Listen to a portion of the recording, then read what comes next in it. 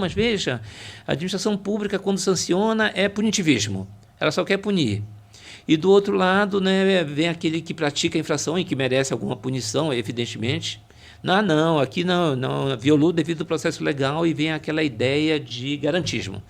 Então a gente tem que acabar com essas situações e estudar mais aprofundadamente, né, sem cair nesses dois polos e buscar um equilíbrio, mas formar as administrações para que elas possam exercer essas competências da forma devida. Isso é muito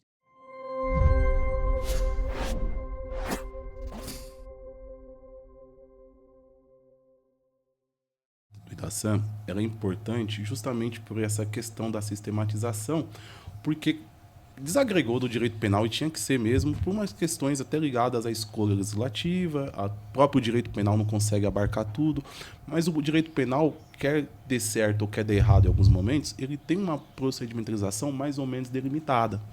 Quando nós falávamos de sanção administrativa, sanções aplicadas dentro do campo da administração pública, nós às vezes não percebíamos procedimentação nenhuma. O procedimento ele nem existia, não é que ele não era respeitado. Ninguém conseguia enxergar um mínimo de formalidade comparado com outros ramos, como o direito penal, o processo penal no caso, até o processo civil como um todo.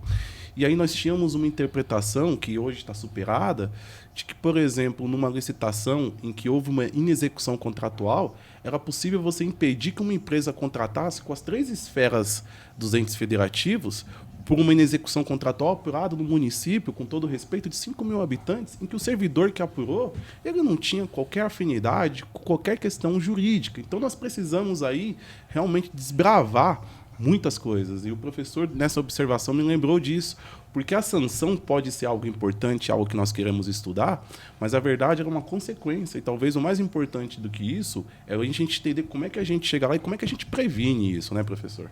Ela é uma consequência que supõe, né, toda uma capacitação, né, do Estado ou do órgão da entidade pública para que no final seja produzida aquela sanção prevista na lei, né?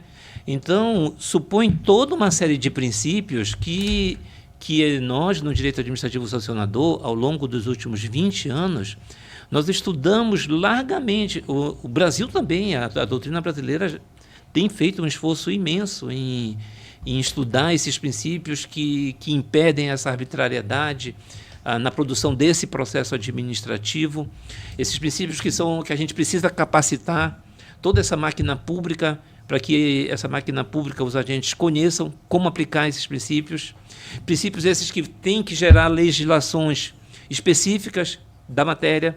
No Brasil, até hoje, nós não temos uma lei geral de processo administrativo sancionador no Brasil. O que nós temos, no máximo, vocês vão perceber, numa pesquisa, é leis gerais de processo administrativo a nível estadual. Em algumas delas existe um capítulo dedicado à atividade sancionadora.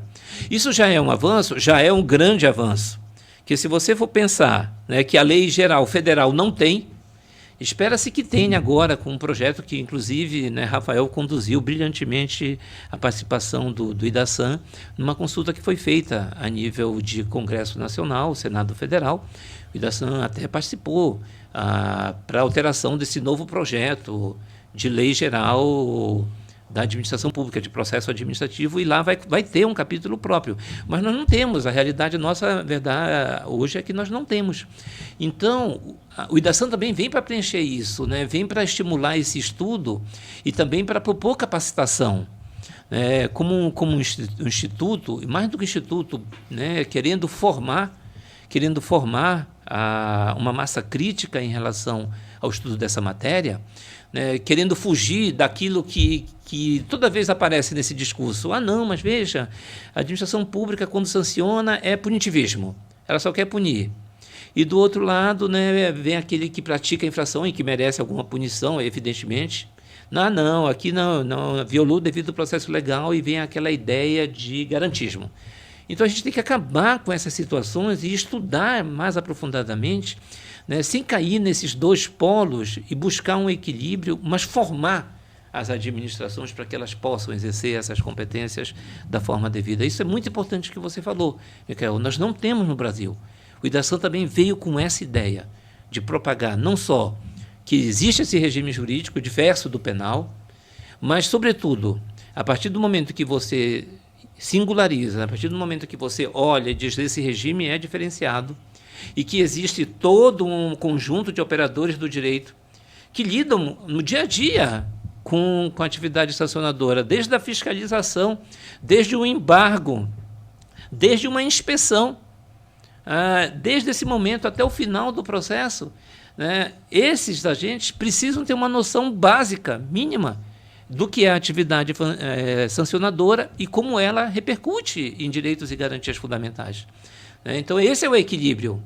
Como é que eu exerço essas competências, mirando nesses interesses públicos e, ao mesmo tempo, eu preservo o que está na nossa Constituição, o nosso Estado democrático, que são direitos e garantias fundamentais.